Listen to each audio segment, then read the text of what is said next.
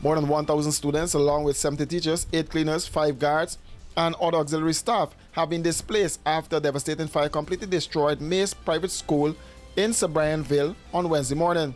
The fire was first spotted in the grade 4 section of the school by an alert student who quickly notified the cleaner, Renata Somerset, and a parent. Me see the fire when smoke in the center alone again. I run for see the fire no more.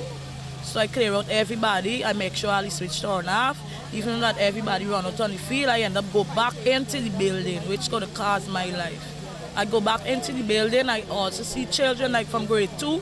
I end up busting the classroom door and they were back in the classroom playing. Before they grab everything, I start screaming at them, tell them, oh, the building, fire, fire, fire. Even when I run downstairs, I end up going in the daycare.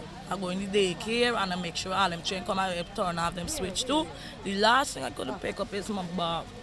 It's only my back I could have picked up. I feel hard because it was something else different.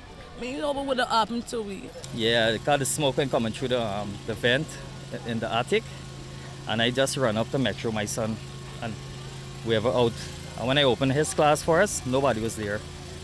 And then I run and open to see where it's coming from because one of the cleaners says one of the room. And when I go to the room, it wasn't that one. It's still, I think they said it's a grade 4. And I just grabbed the extinguisher, went right there and tried, but it wasn't enough. The students were swiftly evacuated as the fire spread rapidly, consuming the wooden structure despite efforts by firefighters to contain the flames. School owner David Sugrim, who purchased the institution a year ago and made substantial investments, estimates the losses to be in the billions. Well, my estimated losses is in the billions, almost $3 to $4 billion we have so far into the school. First thing when we purchased this building, we have invested a lot in the infrastructure. We had to do the electricals, and we did see the school cameras all over, and we have done a lot of investment into the school to make the children comfortable. You know, we're always there for the children, is to make them comfortable, and that's what was our whole investment in. Well, as we're here, as I said from the beginning, we're here for the children, and we're not going to let them down. So as soon as possible, we will be up and running again. So we're trying to locate buildings so that we can house the new school. The ministry told us they're going to assist us in getting buildings and so forth so that we can do the grade 5 and the grade 6. But we're looking for a building as early as possible so we can rent. We will try to do some online so that we do not set back the children.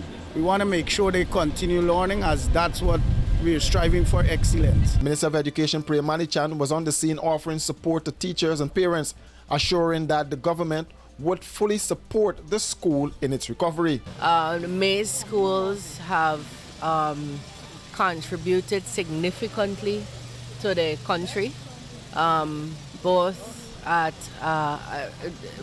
an academic level and at in every other way. It's always been a school we can count on to participate in activities. I know they have recently changed ownership.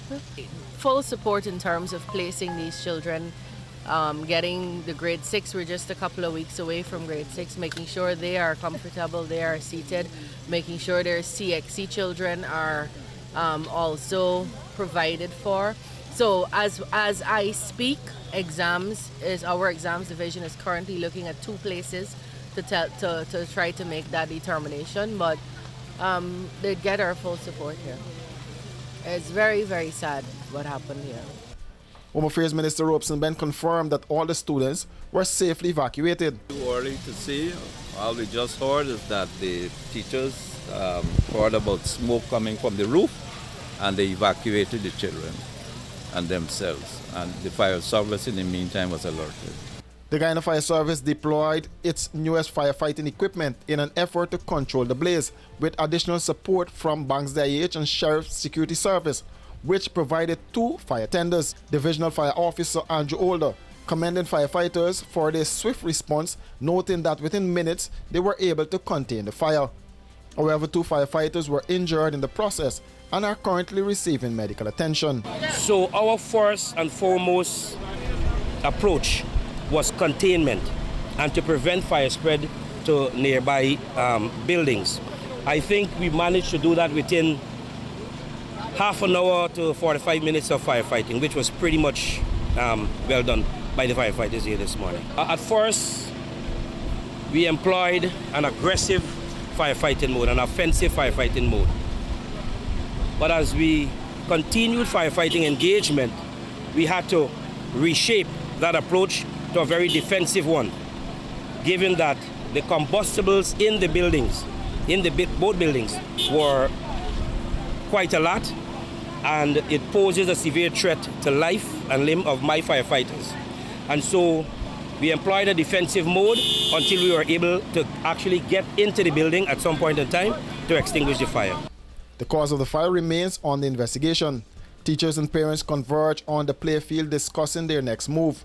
May's private school has long been regarded as one of the top private institutions in Georgetown, and its destruction marks a significant loss for the city's education sector.